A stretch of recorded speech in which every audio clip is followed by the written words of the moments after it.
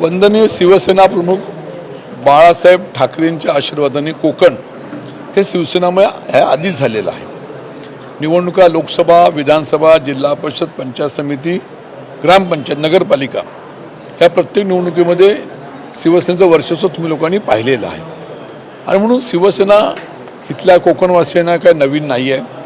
राहिला विषय माझा प्रवास, आपल्याला माहिती आहे की मी सुद्धा गेले 40 वर्ष काम करत असताना नगरसेवक, नगराध्यक्ष, जिल्हा प्रमुख आणि राजापूर लांजावासियांनी मला आमदार बनवलं। एकदा, दोनदा, तीनदा आमदार बनवलं। या निवडणुकीमध्ये पाहिलं असेल तर 2006ला आणि 2024ला माझा पराभव झाला। 2006चा पराभव, 2024चा पराभव याचे अनुभव मी तुमच्यासमोर कथन केलेले आहेत। आज नवीन पहाट घेऊन आपण हे कामाला सुरुवात केलेली आहे।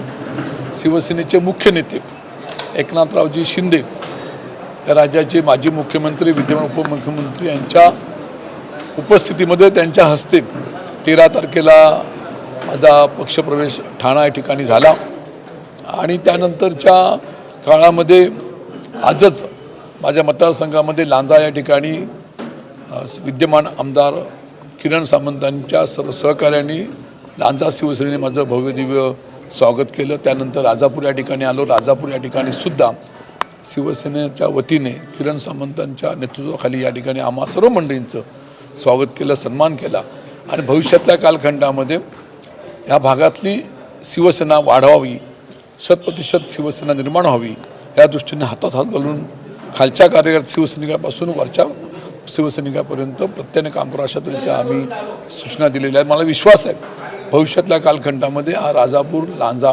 साखरपा असेल, पर्यायाने हा संपूर्ण जिल्हा, पर्यायाने हा कोकण हे शिवसेनामुळेच तुम्हाला पाहायला मिळेल अशा तऱ्हेच्या मी या ठिकाणी अपेक्षा व्यक्त केलेल्या आहेत। भयाशी असं म्हणाले होते की सावी साहेबांचे आणि आमचे सामंतसाहेबांचे जुने संबंध, घरगुती संबंध आहेत।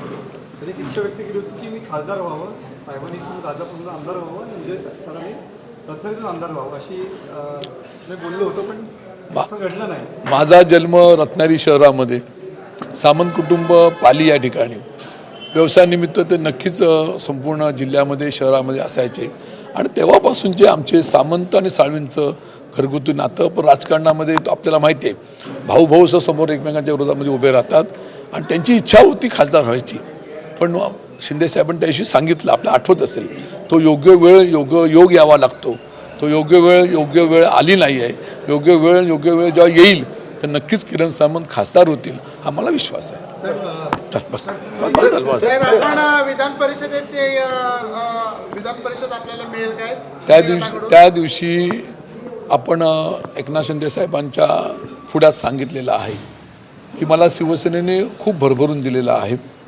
भविष्यातल्या कालखंडामध्ये संघटना बांधत राजन साहेबांना काय द्यायचं, कसं द्यायचं, कधी द्यायचं हे एकनाथ शिंदे साहेब ठरवणार आणि ते मला निश्चितपणे माझ्या कार्यपद्धतीवरती, संघटन कौशल्यावरती नक्कीच मला योग्य ती संधी देतील हा मला विश्वास आहे।